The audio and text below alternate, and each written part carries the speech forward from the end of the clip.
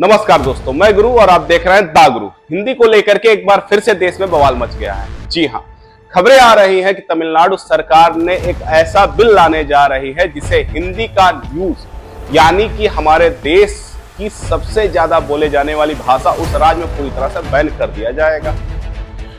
आपने सही सुना है, Hindi ban in Tamil Nadu. Holding से लेकर के फिल्मों तक, गानों से लेकर के एडवर्टाइजमेंट तक हर जगह सिर्फ और सिर्फ तमिल भाषा ही चलेगी। सवाल ये उठता है, क्या वाकई ऐसा बिल आ रहा है? क्या संविधान इसकी इजाजत देता है?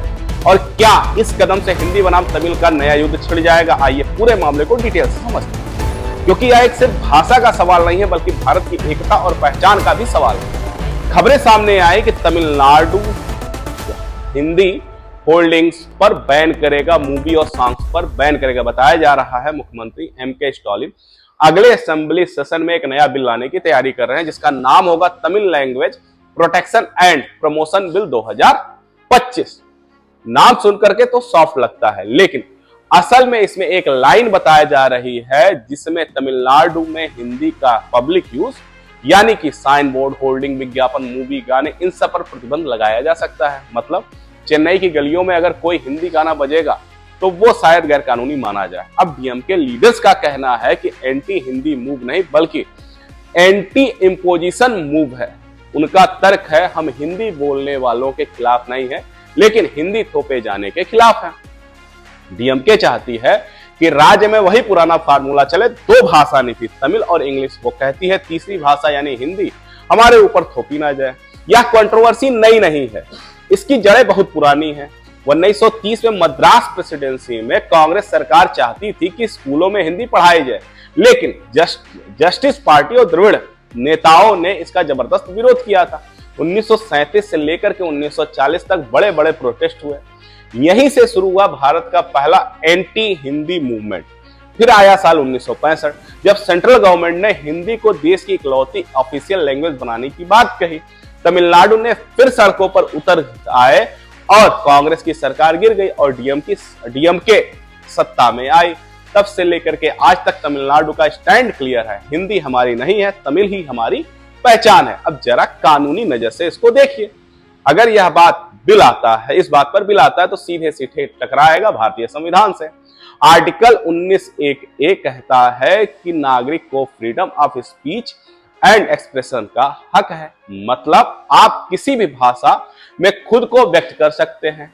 अगर मूवी, गाना या एड में हिंदी बैन होती है तो सीधा फंडामेंटल राइट का उल्लंघन होगा। आर्टिकल 29 कहता है हर व्यक्ति अपने लिंग्विस्टिक और कल्चर राइट को बचा सकता है, लेकिन ध्यान रहे दूसरे को राइट्स को दबा करके नहीं।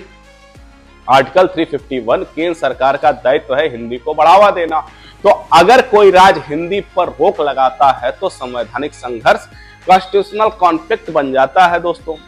अब और आखिर में अगर हम बात करेंगे तो आर्टिकल 254, अगर राज्य का कानून और केंद्र का कानून टकराता है तो केंद्र का कानून मान्य होगा। मतलब तमिलनाडु को राष्ट्रपति की मंजूरी चाहिए होगी, तभी वो ऐसा बिल पास कर पाएगा। अब बात राजनीति की। डीएमके की पूरी आइडियोलॉजी द्रविड़ पहचान और स्टेट ऑटोनॉमी पर टिकी हुई है और अगले साल 2026 में चुनाव आने वाले हैं। तो यह बिल सिर्फ भाषा का मामला नहीं है बल्कि राजनीतिक सिग्नल भी है। हम दिल्ली के आगे झुकेंगे नहीं, इसका बड़ा असर होगा। तमिलनाडु और केंद्र के रिश्ते में नई खटास आएगी। हिंदी बोलने वाले माइग्रेट वर्कर पर असर पड़ेगा, फिल्म इंडस्ट्री और टूरिज्म पर भी झटका लगेगा, क्योंकि सच्चाई ये है भाषा सिर्फ बोली नहीं जाती, भाषा जोड़ती है और वह अगर वही दीवार बन जाए तो नुकसान सबको होगा। अगर यह बिल सच में असेंबली में लाया गया तो निश्चित तौर पर मद्रास हाई कोर्ट या सुप्रीम कोर्ट में जाएगा। वहीं इसकी वैधता पर सवाल उठेंगे, क्या यह संविधान के खिलाफ है या नहीं, और हो सकता है बैकक्लैश भी देखने को मिले। तमिलनाडु सरकार इसे पास ही ना कर पाए, पर एक बात तय है, भाषा को लेकर के यह बहस अभी रुकेगी नहीं। दोस्तों सोचिए, जब हम एक तरफ वन नेशन वन मार्केट की बात करते हैं, दूसरी तरफ वन स्टेट वन लैंग्वेज की बात, कहीं ऐसा ना हो कि राजनीति की भाषा में ये राष्ट्रीय एकता अपनी आवाज खो दे। भारत की खूबसूरती इसकी विविधता में है और तमिल, हिंदी, बंगाली, मराठी सब मिलकर के भारत कहलाता है। अब सवाल आपके लिए है, क्या किसी भाषा को बैन करना सही है या फिर भाषा को थोपना गलत है? कमेंट करके बताइए। आप किसके साथ हैं, भाषा या राजनीति के साथ? जय हिंद। अगर आपको वीडियो अच्छा लगा हो तो गुरु के साथ जुड़ जाइए।